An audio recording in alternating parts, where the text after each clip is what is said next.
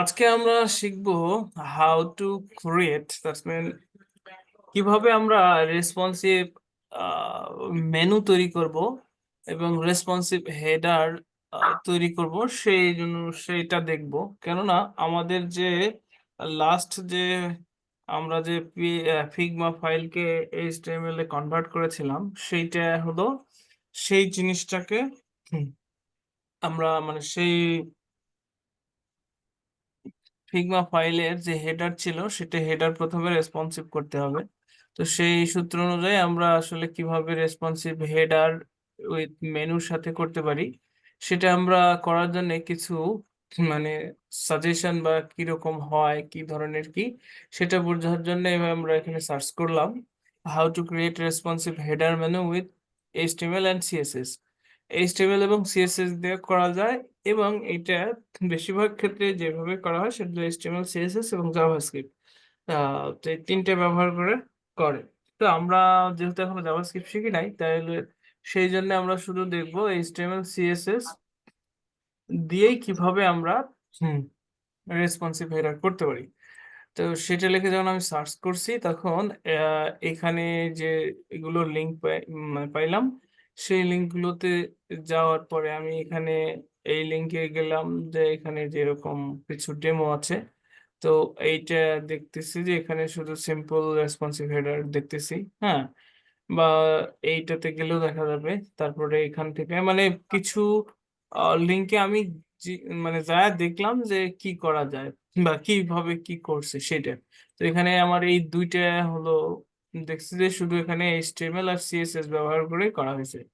তো আজকে আমরা এই একটা বুঝলে পারেই হবে। তো এইটা আসলে বেশি সিম্পল, তো যার কারণে আমি এইটাকে করব। এটাকে কিভাবে করতেছে সেই জিনিসটাও দেখবো, একদম শুরু থেকে সেভাবে করার চেষ্টা করব।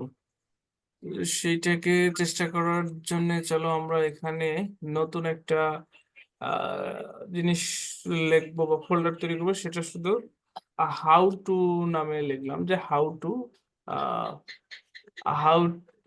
মানে কিভাবে করতে পারি। ঠিক আছে, এর মধ্যে আমি এটা একটা ফোল্ডার করবো যেখানে এটা আমি মানে এখানে হাউ টু ক্রিয়েট অমুক হাউ টু ক্রিয়েট এই মানে বিভিন্ন জিনিস যেটা আমি তৈরি করতে মানে পারবো সেই ধরনের জিনিসগুলো আমি এখানে রাখলাম। এই এবং এটা আমি গিটহাবে আপলোড করব, এখান থেকে গিটহাবের বিষয়টা শুরু করে দেব যাতে তোমরা এই কোডগুলো দেখেও করতে পারো।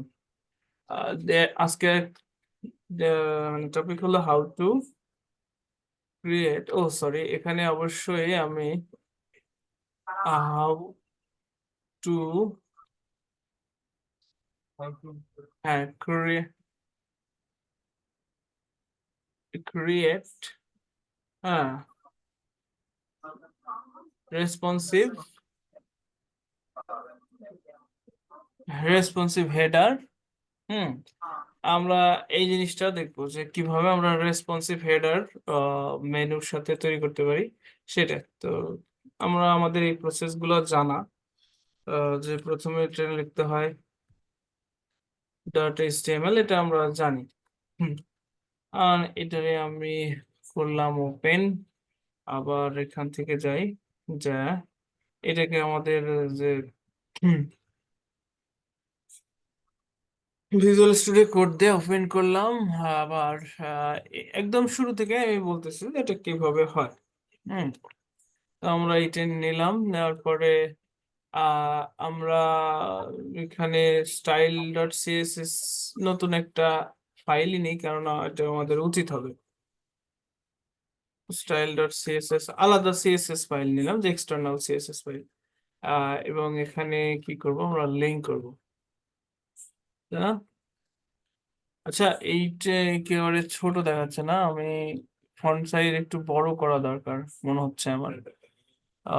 সেটিংস এর মধ্যে ফন্ট সাইজ 14, আমি ফন্ট সাইজ মনে করো যে 18 দিই যাতে বোঝা যায়। হ্যাঁ,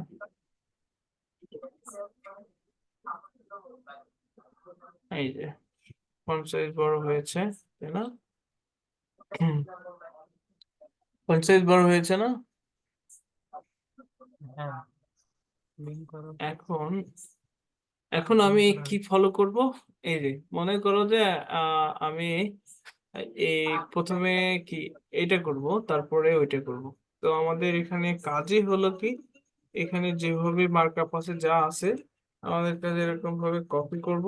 ঠিক আছে, প্রথমে কিছু না বুঝে দেখো কিভাবে মানে এই কোড গুলো বুঝলাম, বুঝার পরে কিভাবে করা যায়। হ্যাঁ, সেটাই আমরা দেখি। প্রথমে সেভ করলাম, হুম, এখান থেকে কপি করলাম জাস্ট। আহ আমরা যে করতে পারি সেই জিনিসটা, মানে অনেক কিছু জানি না কিন্তু অনেক সময় আমরা অনেক কিছু করে ফেলতে পারি, কিন্তু এই কোড গুলো বুঝতে হবে। তো আমরা এই কোড গুলো বুঝি। দেখো, সেটা যদি হয় তাহলে আমাদের এখানে একদম রেসপন্সিভ হেডার অটোমেটিক তৈরি হয়ে গেছে। এখন যদি আমি এটা ছোট করি, এই যে ছোট স্ক্রিনে, একেবারে ছোট স্ক্রিনে যেতে হবে। আমরা এটাও এই এই প্রবলেমটাও ফিক্স করব যে একেবারে ছোট স্ক্রিনে, যে দেখো 480 পিক্সেলের নিচে গেলে এইখানে ক্লিক দিতেছি, এই যে এখন এখানে মেনু নেই, এই বারে ক্লিক দিলে এই যে মেনু বের হচ্ছে, তাই না? কিন্তু এটা আসলে হওয়া উচিত 768 পিক্সেল থেকে, বা 1020 পিক্সেল, এই 1024, এখান থেকে হওয়া উচিত। তো এই জিনিসটা এখানে মানে আমি বুঝি তাই দেখি এই যে এখানে রেসপন্সিভের যে মিডিয়া কোয়েরি, সেইটার কারণে এখান থেকে সহজেই বলতে পারি। তো এখানে আমি বলে দেব যে মানে ট্যাবলেট বা মোবাইল ডিভাইস থেকে, মোবাইল ডিভাইসে এরকম দেখাবে যে ট্যাবলেট এবং মোবাইল এরকম। তো ট্যাবলেটের সর্বোচ্চ ডিভাইসের উইডথ থাকে হলো 1024 পিক্সেল পর্যন্ত। ঠিক আছে, এখন এটা যখন করবো তখন দেখো রিলোড দিলাম, এই যে 1024 পর্যন্ত আমার এটা থাকবে, 1021, 22, 23, 24।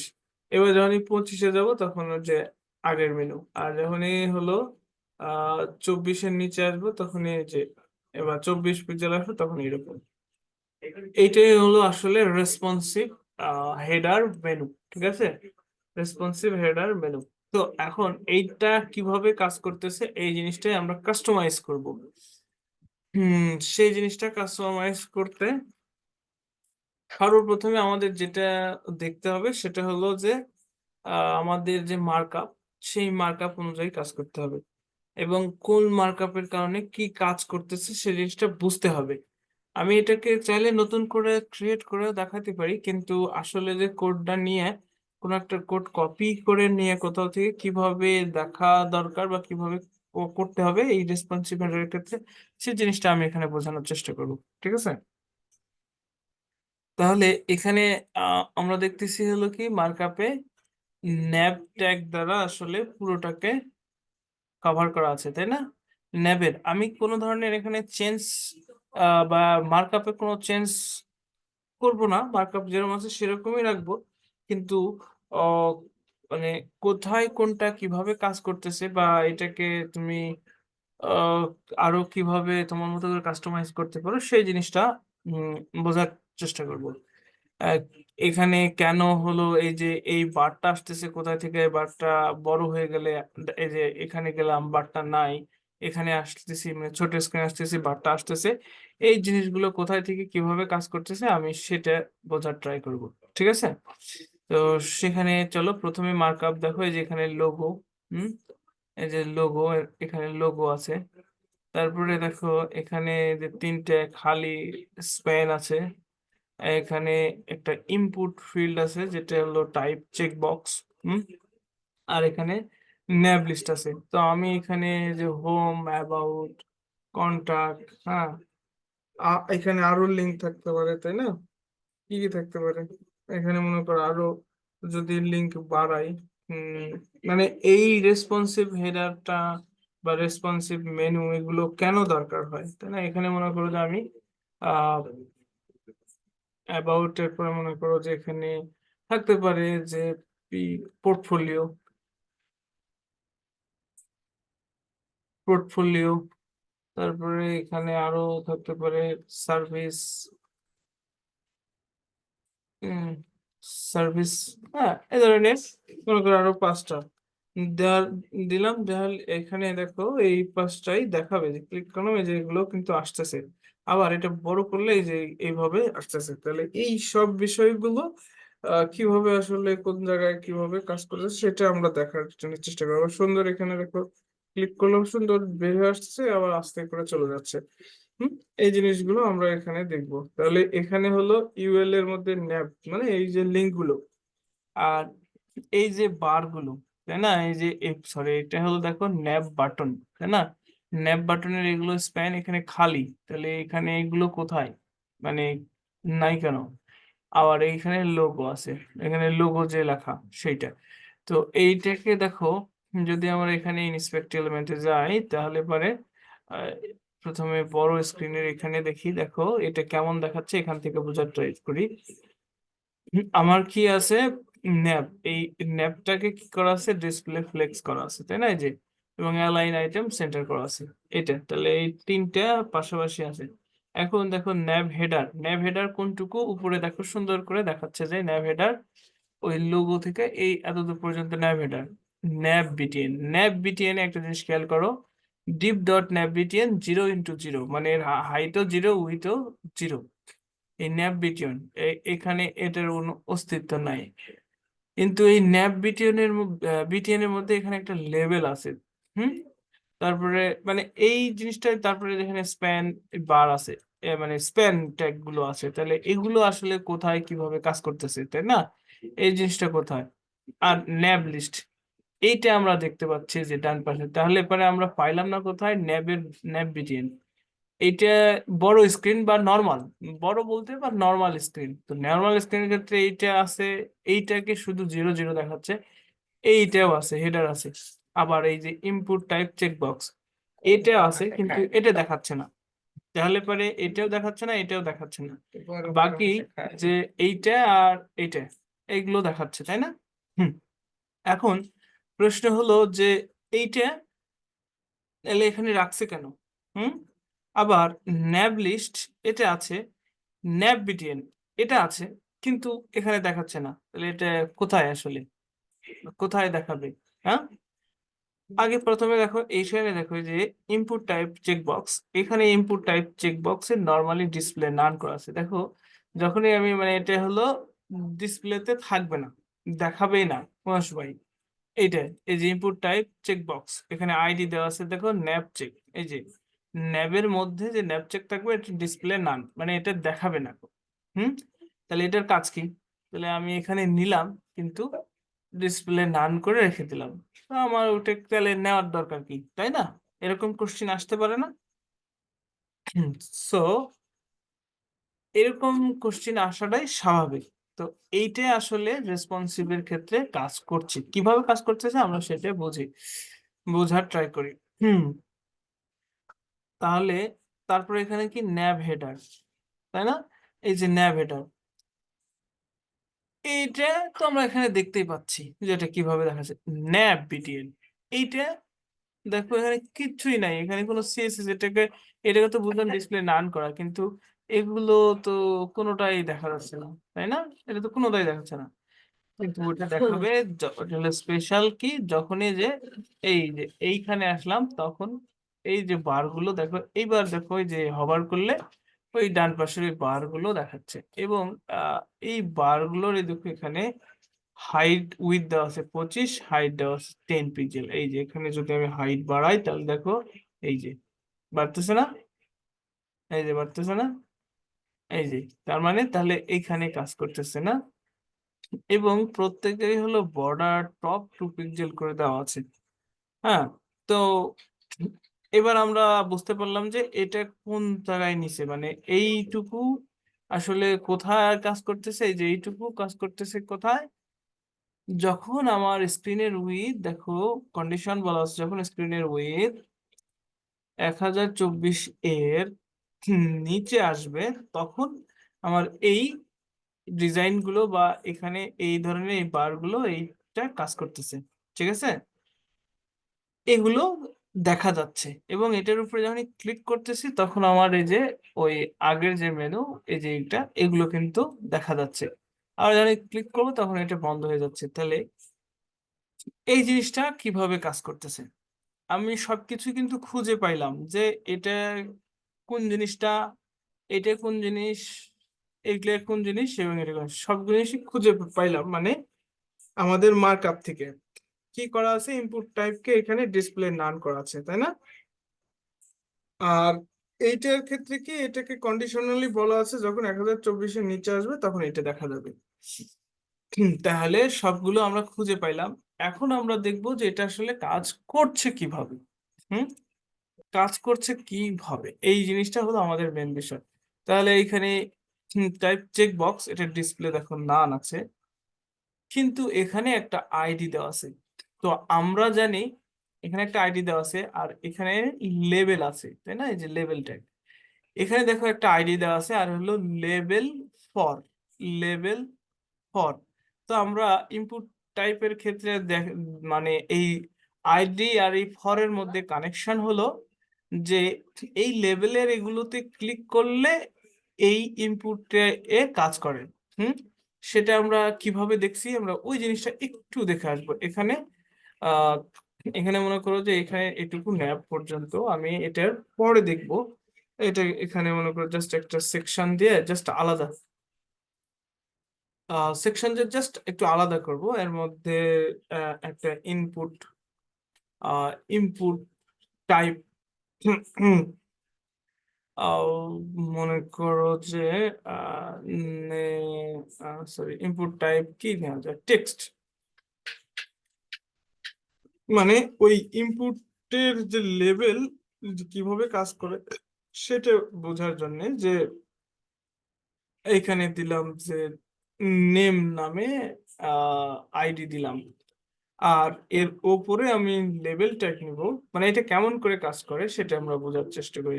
লেভেল, এই লেভেলে যে যেখানে যে আইডি দিছি এই এই আইডিটা এই লেভেলের সাথে কিভাবে কাজ করে সেটা আমরা বোঝার চেষ্টা করবো। এখানে দিলাম মনে করো যে কি দেওয়া যায়, হুম ফুল নেম,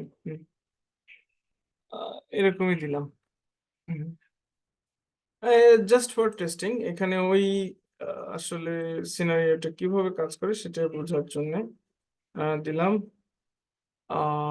কোথায় আমাদের, ও সেভ করতে হবে অবশ্যই, আমি সেভ করিনি। এটা ভাস, এই যে এখানে দেখো এই ফুল নেমে ক্লিক দিলে কিন্তু এর মধ্যে যে এখানে দেখাচ্ছে না, তাই না? ইনপুট এখানে সিলেক্ট হচ্ছে না, দেখো এখানে ক্লিক দিচ্ছে এখানে সিলেক্ট হচ্ছে না। এইটা কাজ করে কিভাবে, এই যে লেভেল এখানে যে এই যে আইডি দিছি, তাই না? এনে ফুল নেম হিসেবে আমি আইডিটা দিলাম, হ্যাঁ। এইখানকার সাথে এইখানের কানেকশন হলো এই ফর এর, ফর আর এই লেভেল এটার সাথে এটার কানেকশন, তাই না? এখন এটাকে সেভ করি, কিভাবে কানেকশন করলাম, ওই আইডির সাথে ওই ফরের। এখন আমি এটা রিলোড দিলাম, তারপর এবার এখানে ক্লিক দিলে এখানে এই যে এরকম ভাবে সিলেক্ট হবে, ঠিক আছে? তাহলে এখানে ক্লিক দিলাম এই যে সিলেক্ট হচ্ছে, তাই না? ঠিক একই ভাবে যদি আমি ইনপুটের একটা ইনপুট নিই এবং একটা লেভেল নিই, আহ LABEL, লেভেল, তাই না? এই লেভেলে মনে করে এটা দিব হলো চেক নামে একটা আইডি দিলাম, অথবা এখানে চেকটা চেক নামেই দিই, অন্য নাম জন্য যে কোনো নামে দিতে পারি। আর এখানে একটা ইনপুট নিব, ইনপুট টাইপ চেকবক্স, চেকবক্স নামে নিলাম, হ্যাঁ। এখন এখানে এই আইডি আর এই ফর, এই আইডির সাথে এই ফর কাজ করে, তাহলে এই চেকবক্সের মানে যে ফরের যে এটা চেকবক্সের এখানে সেটা দিতে হবে। এখন এখানে দেখো, সেভ করি, রিলোড দেই, এই যে এখানে চেকবক্স, হ্যাঁ, এখানে আমি একটা লেভেল নিছি, তো লেভেলটা এর ভেতরে কিছু লিখি নাই, আমি লিখলাম যে আহ চেক নিলাম, সেভ। এখন দেখো এখানে আমি এই যে চেক, এখানে ক্লিক দিলে তো চেক হচ্ছেই, তাই না? এখানে ক্লিক দিলে তো চেক হচ্ছেই, কিন্তু এখানে ক্লিক দিলেও এটা চেক হচ্ছে, এখানে ক্লিক দিলেও এখানে ক্লিক দিলেও এখানে চেক হচ্ছে। তাহলে এখানে এই বিষয়টা কাজ করতেছে কোথায়, দেখো এখানে এই বিষয়টা কাজ হচ্ছে, দেখো এখানে আমরা হুম ও সরি, আমি রেসপন্সিভ বলে যাই, এখানে গেলাম। ও হুম, এখানে ক্লিক দিলে যেরকম এখানে ক্লিক দিলে চেক হচ্ছে, ঠিক আছে, এই যে চেক, এটার সাথে এটা সম্পর্ক করেছি, এই যে এখানে ক্লিক দিলে এখানে সম্পর্ক করেছি। ঠিক এরকম ভাবে এখানে দেখো একটা ইনপুট টাইপ চেকবক্স আছে, কিন্তু এটা ডিসপ্লে নান আছে, তবে আমি একটা ডিসপ্লে নান তুলে দিলাম, এই যে ব্লক। এখন দেখো এখানে ক্লিক দিলে এই দিকে খেয়াল করবে, এটা চেক হচ্ছে, এই যে হয়েছে না, এই যে চেক, চেক, ক্লিক দিলাম চেক হচ্ছে, ক্লিক দিলাম আনচেক হচ্ছে। এটার ক্ষেত্রে দেখো সেম, ক্লিক দিলাম চেক হচ্ছে, ক্লিক দিলাম আনচেক হচ্ছে। যখন আমি ক্লিক দিচ্ছি যখন চেক হচ্ছে, তখন আমি কিছু সিএসএস অ্যাড করতেছি, যখন আমি ক্লিক দিচ্ছি আনচেক হচ্ছে, তখন আমি কিছু সিএসএস রিমুভ করে দিচ্ছি। এইখানে এই সিনারিওটাই কাজ, মানে এইটাই মেন থিম।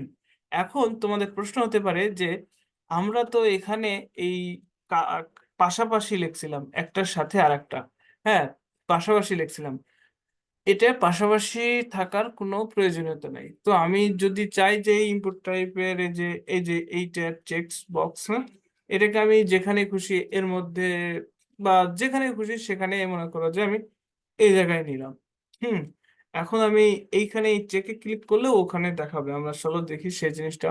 এখানে এখানে চেক বক্সটা নিছি তাই না, এই যে এই চেক বক্সটা এখানে ক্লিক করলে এখানে চেক হবে, দেখো পাশাপাশি নিতে হবে, এটার কোনো যুক্তিকতা নেই। যে এখানে ক্লিক দিছে, এটা কানেকশন করা হয়েছে কোথায়, কানেকশনটা হয়েছে কোথায়, এই যে এই আইডি আর এইটা। তো এই আইডি আর এই ফরের এই জন্য এটা কানেকশন হয়েছে, আমি মনে করি এখানে আইডি চেঞ্জ করে দিলাম, তাহলে দেখ, ও সরি, চেঞ্জ করে দিলাম। হুম, এখন যদি তুমি এখানে যাও, যাওয়ার পরে এখানে চেকে ক্লিক করো, ও সেভ হয়নি নাকি, ও এখানে এটা পরিবর্তনই হয়নি। এবার যাই, এখন এখানে গেলে এখানে যতই চেক চেকে ক্লিক করি ওখানে হচ্ছে না, ওটা চেক হচ্ছে না। তো এখানকার হলো মেন বিষয়টাই এই জায়গায়, যে ওই ইনপুট টাইপ চেক বক্স এখানে চেক হলে পরে কিছু সিএসএস অ্যাড করতেছি, চেক না হলে কিছু সিএসএস রিমুভ করতেছি, এই হলো মেন বিষয়। তাহলে এটার ক্ষেত্রে কিভাবে কাজ করতেছে, এখানে ক্লিক দিলাম এটা বেরোচ্ছে, ক্লিক দিলাম বন্ধ হয়ে যাচ্ছে, এটা কিভাবে কাজ করতেছে, এটাও এই সেম ভাবে কাজ করতেছে। এখন আমি এইটাকে তুলে দেই এখান থেকে, আমাদের এটা জাস্ট এখানে আমি এটা বোঝার জন্য নিয়েছিলাম। এখানে দেখো এই যে চেক, এইগুলো মানে এই লেভেলের মধ্যে আবার স্প্যান ট্যাগ নেওয়া হয়েছে, হ্যাঁ স্প্যান ট্যাগ গুলো এই, যদি এখানে এই লেভেলের মধ্যে স্প্যান ট্যাগ না থাকে, এখানে মনে করো যে আমি বাদ দিয়ে মেনু নাম দিলাম, স্প্যান বাদ দিলাম, দেওয়ার পরেও কিন্তু ওই জায়গায় মানে সেম কি না, এই যে দেখো এখানে মেনু টেক্সট আসছে না, এই যে এটাকে ক্লিক দিলে এই যে হচ্ছে তাই না, আবার ক্লিক দিলাম বন্ধ হয়েছে তাহলে পরে কিন্তু ওখানে মেনু দেওয়ার চাইতে ওই বার গুলো দিলে দেখতে ভালো লাগতেছে, তাই আমরা কি করলাম, যে এরকম এই যে স্প্যান টেগ নিয়ে ডিজাইন করা হলো। ঠিক আছে, এখন সব জিনিস আমরা বুঝে কমপ্লিট করে ফেলছি তাই না আশিক, হ্যালো, তাহলে সবকিছু আমরা বুঝে কমপ্লিট করেছি। তো এইটাই হলো মেন বিষয়। এখন এখানকার সব জিনিসই বুঝে গেছি, এবার আমরা বুঝতে আসি সিএসএস টা। সিএসএস এর সর্বপ্রথমে বুঝবো যে হুম, হ্যাঁ বুঝবো যে এই যে এখানে দেখো এই যে ইনপুট টাইপ ন্যাপের পর যে চেকড হচ্ছে, চেকড হওয়ার পরে এখানে দেখো এই যে চেক ক্লিক করলে আমি এই যেখানে ক্লিক করলে দেখো এটা বের হচ্ছে, আর ক্লিক করলে বন্ধ হয়ে যাচ্ছে, এই জিনিসটা কাজ করতেছে কোথায় থেকে, এই জিনিসটা কাজ করতেছে এটা নর্মালি ডিসপ্লে নান, ডিসপ্লে থাক নান হোক আর যাই হোক, হ্যাঁ যে ডিসপ্লে নান হোক আর যাই হোক, ওটার কিন্তু কার্যকলাপ মানে ডিসপ্লে নান, কিন্তু ক্লিক করলে ওখানে চেক হচ্ছে, একটা কার্যকলাপ হচ্ছেই। আর এইখানে ক্লিক করলে এগুলো এইখানে ভেতরে যে লেভেল সেটা এনেবল হচ্ছে, মানে এই লেভেলে ক্লিক করলে এইটা চেক হচ্ছে।